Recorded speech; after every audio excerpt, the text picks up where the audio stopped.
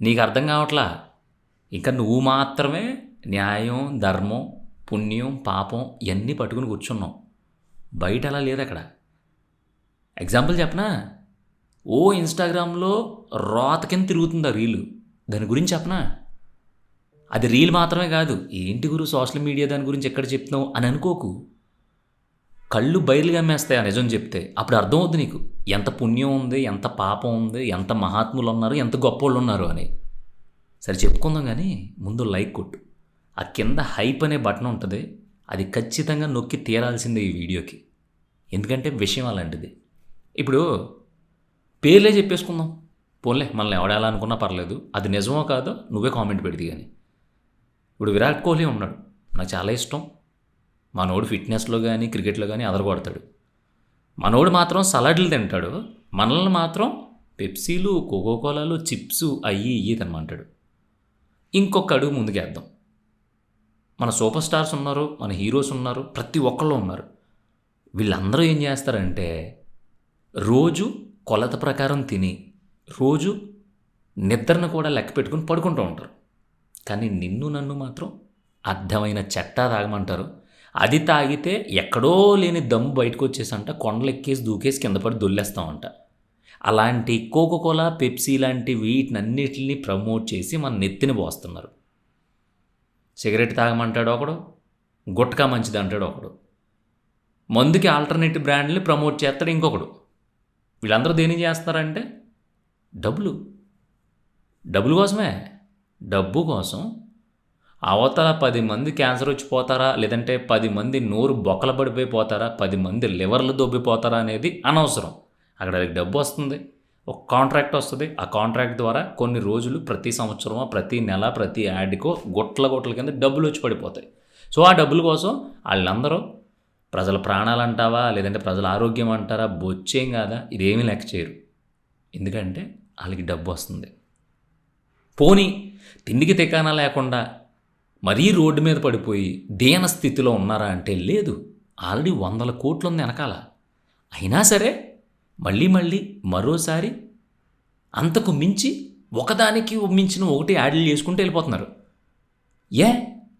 వాళ్ళందరూ దేశం కోసం ఆడేవాళ్ళు ఉన్నారు, మన ఇండియన్ సినిమాలో పార్టిసిపేట్ చేసే వాళ్ళు ఉన్నారు, గొప్ప గొప్ప పెద్దోళ్ళు ఉన్నారు, దాన్ని ఏమంటారో ఇంకా అదిరిపోయే కొటేషన్లు చెప్పే నీతివంతులు ఉన్నారు.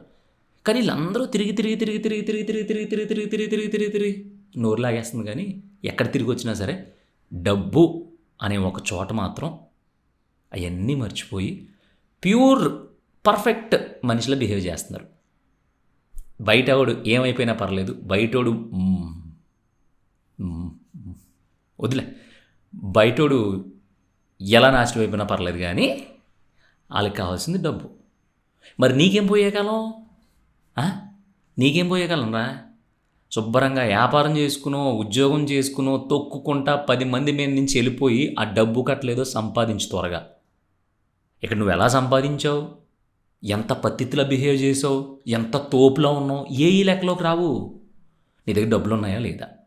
ఒరే పలానా సుబ్బారావు గారి దగ్గర 10 కోట్లు ఉన్నాయరా, అమ్మ ఫంక్షన్ చేస్తున్నాడు రేపు పొద్దున్న ఖచ్చితంగా వెళ్ళి తీరాల్సిందే అంటారు తప్ప, పలానా ఊరి చివరి సుబ్బారావు ఉన్నాడురా, ఎవరి దగ్గర ₹1 కూడా తినలేదు, అన్నం పెడుతున్నాడంట, అరిటాకు కూడా డబ్బులు లేవంట, ఈ టేకు చెట్టు ఉంటుంది కదా, ఆ టేకు చెట్టు ఆకులో పెడుతున్నాడంట, కింద కూర్చునే తినాలంట, అసలు ఆ శుతి శుభ్రం లేదు, రెండ్రా పాప మన అందరం వెళ్ళి ఆడి ఇంటి దగ్గర కూర్చుని ఆ టేకాకులు కూర్చుని ఆడి పెట్టిన ఆ పాచిపోయిన అన్నం, పాచిపోయిన పప్పు వేసుకుని తిందాం అని ఎవడన్నా అంటాడా?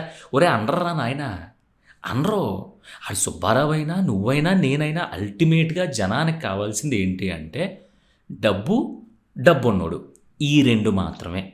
ఈ 2 కాకుండా ఇంకేమన్నా ఉందంటే మాత్రం కామెంట్ చేయి, దీని అమ్మ వీడియోలు చేయడం మాని పడదొబ్బుతా. అర్థం ఉందా నీకు? నువ్వే చూస్తున్నావు కదా, జంక్ ఫుడ్ తింటే చచ్చిపోతారా, జంక్ ఫుడ్ తింటే బాడీ గొల్లైపోద్ది, ఒరే పలానా పాన్పరాకు తింటే నాశనం అయిపోతారు అని చెప్పి అందరూ ముత్తుకుంటూ ఉంటారు. కానీ మనం అభిమానించేవాళ్ళు, ఒక మంచి పొజిషన్లో ఉన్నోళ్ళు, కోట్లకి పడగలెత్తినోళ్ళు చివర ముష్టి 50 కోట్లకి 100 కోట్లకి అయ్యే యాడ్లు చేస్తూ ఉంటారు. ముష్టి 50 కోట్లు 100 కోట్లు అనేది నీకు, మాకు కాదు. మాకు కావాల్సింది డబ్బు. ఎస్, దీన్ని నేను వెటకారంగా చెప్పట్లా, బాగా బుర్రకెక్కించుకో. నువ్వు ఏం చేసి సంపాదిస్తున్నావు అని ఎప్పటి వరకు అడుగుతారో తెలుసా? నువ్వు 30,000, 50,000, 1,00,000 ఇక్కడ వరకు సంపాదించేదాకా ఏం చేస్తున్నావు, ఎలా సంపాదిస్తున్నావు, కష్టపడుతున్నావా లేదా, ఎవరిని మోసం చేయకురోయ్ అంటారు. అది దాటి నువ్వు కోట్లకి పడగలెత్తినప్పుడు నీ వెనకాల నీకు వినిపించని ఒక చీకట్లో చిన్న చిన్న గుసగుసలు వినిపిస్తాయి. అంటే ఆడేదో చేసి మాత్రం చెప్పాను, పోలే ఏదైతే ఉందిరా, బోల్డ్ డబ్బు ఉంది, మహారాజులో బ్రతుకుతున్నాడు, ఒక్కరి పొద్దున్న పిలిచాడుదండి వెళ్దాం అని చెప్పి పిలవని పేరంటానికి కూడా వచ్చేస్తారు. అది నీకు ఇంకా అర్థమవక ఆ పౌరుషానికి పోవడాలు, అయ్యబాబోయ్ పాపం అనడాలు, అయ్యబాబోయ్ ఇలా చెయ్యొచ్చా అనడాలు, ఇవన్నీ పెట్టుకుని కూర్చుండిపోతున్నావు. ఏం లేవు ఇక్కడ. ఎలాగూ మనం ఎన్ని చెప్పుకున్నా మనం ఒకటి చేతిలో లాక్కోం. ఎలాగూ ఎన్ని చెప్పుకున్నా నీకు నాకు గుట్కా యాడ్లు, పానిపరాక యాడ్లు ఎవడో ఇవ్వడో. ఎలా ఎన్ని చెప్పుకున్నా నువ్వు నేను చిప్స్ తినమన్నా, నువ్వు చెరే చిప్స్ తినరా, చిప్స్ తింటే అదిరిపోద్ది, బ్రేక్ సమయంలో ఈ మ్యాడ్ యాంగిల్స్ తినండి మెంటల్ ఎక్కిపోద్ది, ఇలాంటి యాడ్లు నువ్వు యాక్ట్ చేస్తానన్నా నేను యాక్ట్ చేస్తానన్నా ఎవడో పెట్టుకోడు. సో మనం మన స్తోమతకు తగ్గట్టుగా మనం గుర్తుపెట్టుకోవాల్సింది ఏంటి అంటే, ఎక్కువ ఆలోచించుకుని బుర్ర పాడు చేసుకోకుండా చీపురులు అమ్ముతావా, లేదంటే పెనాయిల్ బకెట్లు అమ్ముతావా, ముగ్గు అమ్ముకుంటావా, ఏదో ఒకటి అమ్ముకుని వీలైనంత త్వరగా వీలైనంత ఎక్కువ సంపాదించు. ఉన్నది కొంచెమైనా చాలు, మనస్ఫూర్తిగా బ్రతకడమే అసలు సిసలైన జీవితం అన్నోడు ఎవ్వడో కూడా ఫ్రీగా వచ్చి ఒక 10 నిమిషాల క్లాస్ చెప్పరా మా పిల్లలకంటే చెప్పడో. ఆడు మళ్ళీ ఆ 10 నిమిషాల క్లాస్కి నెలకు ఒక 10,000 ట్యూషన్ ఫీజు అడుగుతాడు తప్ప నీ కొడుకుల్ని, నీ పిల్లల్ని, నీ సంతానాన్ని, నిన్ను, నీ దరిద్రమైన ఫ్యామిలీని పైకి తీసుకురావడానికి ఆడికేం పని? ఇలాగే అంటారు. మన దగ్గర డబ్బులు లేనంత వరకు మనల్ని దరిద్రులు అంటారు, ఎందుకు పని చేయనోడు అంటారు, సన్నాసి అంటారు. పూచిక పుల్ల మన మీద బరువుగా ఉంటుంది. ఏంటి, ఒక గడ్డి పరకం తీసి తక్కిట్లో వేసి పక్కన మనల్ని కూర్చోబెడితే ఆ దేహాన్ని బట్టి, దున్నపోతులో పెరిగిన శరీరాన్ని బట్టి ఏమన్నా గట్టిగా తూగుతామేమో తప్ప వాల్యూని వేసామనుకో ఆ పక్కన మనం 100 గ్రాములు కూడా తూగం. ఆ 100 గ్రాములు రావాలంటే నీ దగ్గర వందల కట్టలు పేరుకుపోవాలి. అవి కూడా చిల్లర రోయ్, 100లో 50లో నడవు. ఇక్కడ 500 నోట్లు, ఓన్లీ 500 నోట్స్. అవి ఎంత ఎక్కువ ఉంటే నువ్వు అంత బరువు తూగుతావు ఎవరి దగ్గరైనా సరే.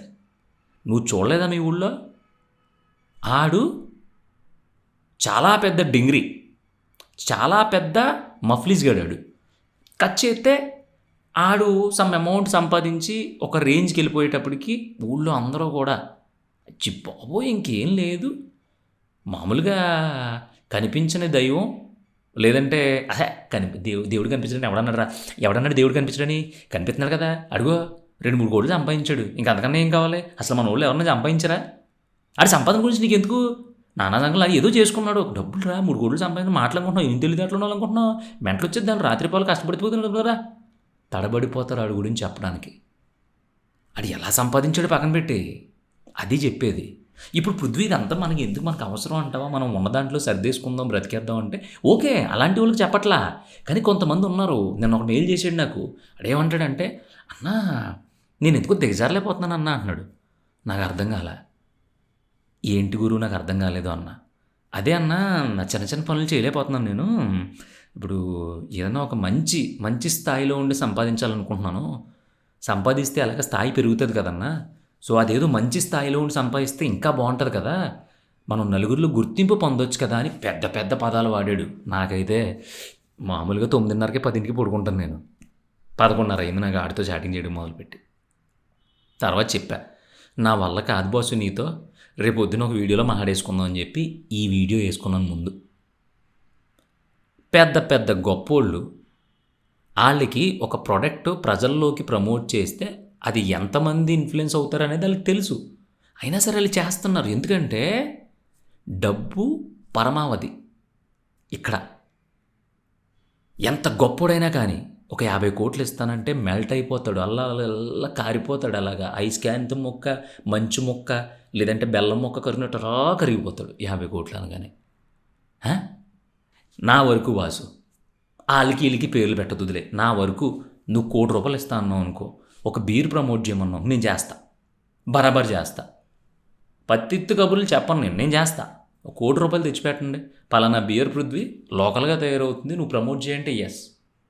ఏముంది అక్కడ? డబ్బు వచ్చి పడిపోతుంది గురు. లేదు పృథ్వీ ఇదిగో పలానాది ప్రమోట్ చేయాలి, నీకు 2,00,00,000 వస్తాయి, దానివల్ల ఏంటంటే కొంచెం మోసపోతారు కొంతమంది అన్నారు అనుకో, 2,00,00,000 అంటే ప్రమోట్ చేసేస్తాం. ఎందుకంటే ఎవడెట్టిపోతే మనకెందుకు, మనం బతికిదే దాని అమ్మ. ఎప్పుడు పోతారో ఎవడు పోతారో తెలియదు. ఈలోపు జనాలందరితో ఉమ్మూయించుకుని మనం నిజాయితీగా బ్రతికి నిజాయితీగా పాలు పిడకలో అమ్ముదాం అంటే ఇక్కడ ఎవడో దేకలేనప్పుడు ఇంక ఎవడి కోసం బతకాలి?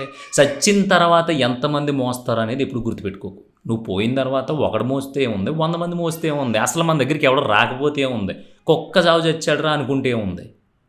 కానీ ఇక్కడ ప్రాణాలు పోతున్నాయి. చాలామంది హాస్పిటల్కి వెళ్ళి షుగర్కి సంబంధించి డయాలసిస్ చేసుకోవడానికి డబ్బులు లేక ఏదో ఒకటి ఎవరినో ఒకరిని కొట్టుకుని తినేసైనా సరే కొంత ఆస్తి సంపాదించుకుని ఉంటే ఈ ట్రీట్మెంట్లు అయ్యి చేయించుకుని సుఖంగా చచ్చిపోయేవాళ్ళు.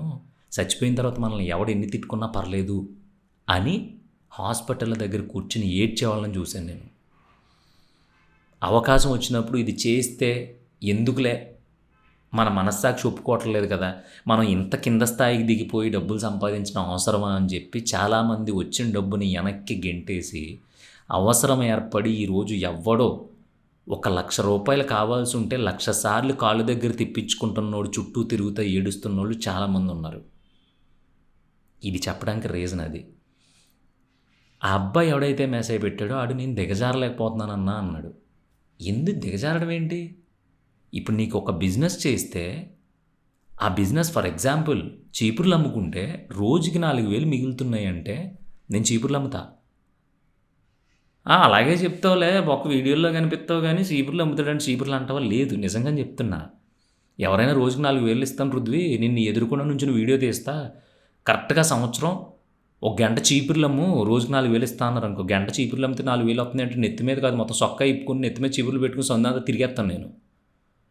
ఎందుకంటే తర్వాత సంవత్సరం ఆ వచ్చిన డబ్బులతో నేను బ్రతుకుంటుంది చూసావా, ఆ బ్రతుకు నాకు సాటిస్ఫాక్షన్ ఇస్తుంది. సో ఇక్కడ నువ్వు ఏం అమ్ముతున్నావు, ఎంత కిందికి వెళ్ళిపోతున్నావు అనేది ఏమి ఉండదు. నువ్వు ఎంత సంపాదిస్తున్నావు, సంపాదించిన దాంట్లో ఎంత పోగేసుకుంటున్నావు, సచ్చే ముందు ఆ డబ్బుల్ని నీ పేర ఎంత సెక్యూర్గా దాచుకుంటున్నావు అనేదే చాలా చాలా ఇంపార్టెంట్. పూరి జగన్నాథ్ మాట చెప్పాడు, గౌతమ బుద్ధుడు మొత్తం అన్నీ త్యజించేయమంటాడు, అన్నీ దాన ధర్మాలు చేసేయండి, మనకి ఏమీ వద్దు, కేవలం శరీరం మాత్రమే అంటాడు. ఓకే, ఆయన ఏదో గొప్పోడు చెప్పాడు, కానీ మనం అంత గొప్పోళ్ళం కాదు. అందుకే ఎదో పెంట పెట్టుకోకుండా మీరు ఎంత కష్టపడితే అంత గుడ్లా కష్టపడండి. మీకు ఎంత కావాలంటే దానికంటే ఎక్కువే సంపాదించుకోండి. ఒక ఇల్లు కొనుక్కోండి, ఒక కారు కొనుక్కోండి, కొంత బ్యాంక్ బ్యాలెన్స్ పెట్టుకోండి, హ్యాపీగా ఎంజాయ్ చేయండి, చచ్చిపోండి అన్నాడు. సో అది కావాలి. అది మానేసి నేను దిగజారిపోలేకపోతున్నాను, ఇప్పుడు నేను వీధి చివర పూల షాప్ పెట్టుకుని పూలు అమ్ముకుంటా ఉంటే పలానా వాళ్ళు అబ్బాయి పూలు అమ్ముకుంటున్నాడు అంటారు. ఇప్పుడు నేను అన్నీ వదిలేసి అనవసరంగా పొద్దున్నే ఎక్కడైనా పేపర్ ఎత్తే అయ్యి బాబోయ్ ఈ అమ్మాయి ఈడేమో ఓ పక్కన ఉద్యోగం చేసుకుంటున్నాడు, 50,000 జీతం, అయినా సరే హైదరాబాద్ KPHP రోడ్ నెంబర్ 5లో పేపర్ వేస్తున్నాడంట అని ఎవరన్నా చూస్తే బాగోదు, ఆ స్థాయికి మనం దిగలేము అన్నప్పుడే నువ్వు ఎక్కడికో దిగి దొబ్బించుకున్నట్టు, ఆ పాతంలో కూరుకుపోయినట్టు. ఎవడేమంటే నీకేంటి? రేపొద్దున అవసరం వచ్చినప్పుడు నువ్వు అన్నని అడుక్కుంటావు కదా, ఆ అడుక్కున్నప్పుడు మళ్ళీ అదే 10 మంది అంటారు, ఎదవా డబ్బులు ఉన్నప్పుడు మెటమెట్ల ఆడిపోయాడు, అలా 50,000 వచ్చినప్పుడు ఇంకో చోట ఎక్కడైనా ఏ పార్ట్ టైమో చేసుకుంటే డబ్బులు మిగిలాయి, ఏవే దత్తొచ్చేది జనానికి మాట్లాడుకున్నప్పుడు. అందుకని కసి వచ్చేస్తుంది నాకు. ఆ కుర్రోడు రాత్రి పెట్టిన మెసేజ్కి గంగిర్లు వచ్చేసినాయి. ఆ పని ఏంటి, అది ఎంత తక్కువ పని కాదు. ఆ పని చేస్తే, ఆ పనికి నువ్వు కష్టం పెడితే, దాన్ని లెక్కేస్తే అది ఆ కష్టానికి సరిపోతుందా సరిపోవట్లేదా, ఆ వచ్చిన డబ్బుని నువ్వు ఎలా రొటేషన్లో పెట్టుకోవాలి, ఆ వచ్చిన డబ్బుని ఎలా దాచుకోవాలి, ఎలా సంపద సృష్టించేలా క్రియేట్ చేసుకోవాలి, ఇది కదా నువ్వు ఆలోచించాల్సింది. అంతేగాని ఈ దిగజారిపోవటాలు ఏంటరా నాయన.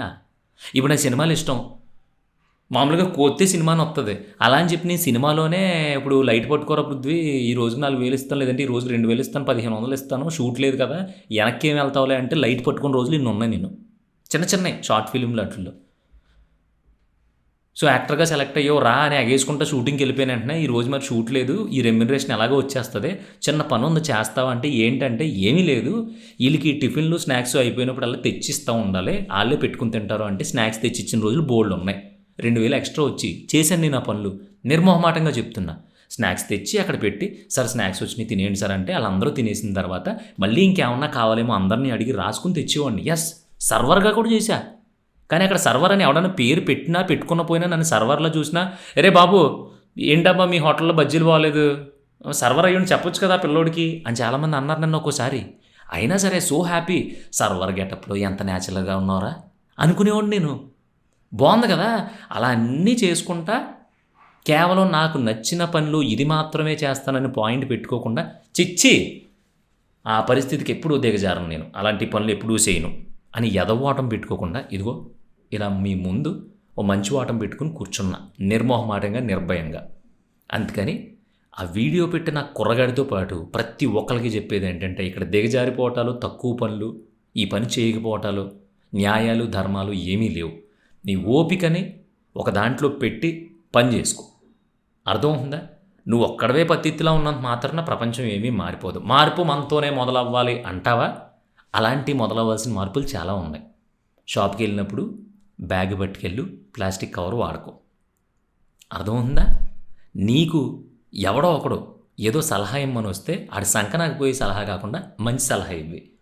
ఇంకా ఇంకొకడు ఎవడైనా బాగుపడుతూ ఉంటే రే ఆ అన్న బాగుపడినా మనం ఎలాగ దొబ్బలేం కానీ అని చెప్పి మంచిగా కోరుకో. పొద్దున్నే దేవుడికి దండం పెట్టకపోయినా ఎవరి దగ్గర నోటుకూడు లాగేసుకోకు. ఇంతకంటే బీభత్సమైన మంచి పనులు నాకు తెలిసి ఏవి ఉండవు. అసలు ఏ కోరుకోవట్లా. పైకి వెళ్ళి ఒకడికి దానం చేసేసి వెనక్కి వెళ్ళి ఈ ఇంటి వెనకాలోడు విల్లా కట్టేశాడు, అమ్మో ఏమైనా సరే విల్లా కూలిపోవాలి, గోడలు బద్దలైపోవాలి, మొత్తం నాశనం అయిపోవాలి, భూకంపం కేవలం ఆడింటికున్న 167 గజాల్లోనే రావాలి అని కోరుకునేవాళ్ళు ప్రతి లక్షలో ఒక 88, 89, 90, 99,000 మంది ఉన్నారు. మరి ఇంకేంటి మంచితనం? అందుకే చెప్పేది ఏంటంటే పక్కోడు నాశనం అవ్వకూడదు అని మనసులో కోరుకున్నంతవరకు అంతా ఓకే. అది కాకుండా దిగజారిపోవడం డబ్బులు తెచ్చి ఆ సంపాదన కూడా సంపాదనేనని చెప్పి ఆగిపోయాం అనుకో, అమ్మా ఇంక నేను చెప్పలేను దీని గురించి. నీకు చాలా అర్థమైంది అనుకుంటా. ఫ్రస్ట్రేషన్తో ఆ రాత్రి వచ్చిన మెయిల్తో దాని తర్వాత చూసిన దరిద్రాలతో చెప్తున్న మాట ఇది. నమ్ము, డబ్బు సంపాదించుకునే చోట ఎచ్చులికి పోయావంటే ఏకాకివైపోతావు. అసలు నీకు ఎంత వరస్ట్గా ఉంటుందంటే లైఫ్ చిచ్చి అనిపిస్తుంది. అలా అనిపించిన రోజున నీ కాళ్ళు చేతులు నీకు సహకరించో, బాధతో పోవడం తప్ప మన చేతుల్లో ఏమీ ఉండదు. నేను మాట్లాడిన దాంట్లో ఏమన్నా తప్పు ఉంది అని నీకు అనిపిస్తే దయచేసి ఏం చెప్పాలి ఇప్పుడు? సర్లే ఏదో ఒకటి అనేసుకో, నీ ఇష్టం. నేను మాత్రం ఏం చేస్తాను నువ్వేమనుకుంటే, ఎందుకంటే మనం ఎవరికి సమాధానం చెప్పం కదా. నీకు ఎలా నచ్చితే అలా చెయ్యి, కానీ డబ్బులు అయితే సంపాదించుకో, బాగా సంపాదించుకో. కావాల్సిన దానికంటే ₹1 ఎక్కువే సంపాదించుకో. నీ వెల్ విషర్గా నేను కోరుకునేది అది. ఇది నీకు నచ్చితే మనలాంటి చాలామంది ఉన్నారు, వాళ్ళకి పంపిస్తే ఆ సిగ్గు లజ్జ అన్ని పక్కన పెట్టేసి కనీసం సంపాదించాలనే ఆలోచన పెట్టుకుంటారు. ఏమంటావు?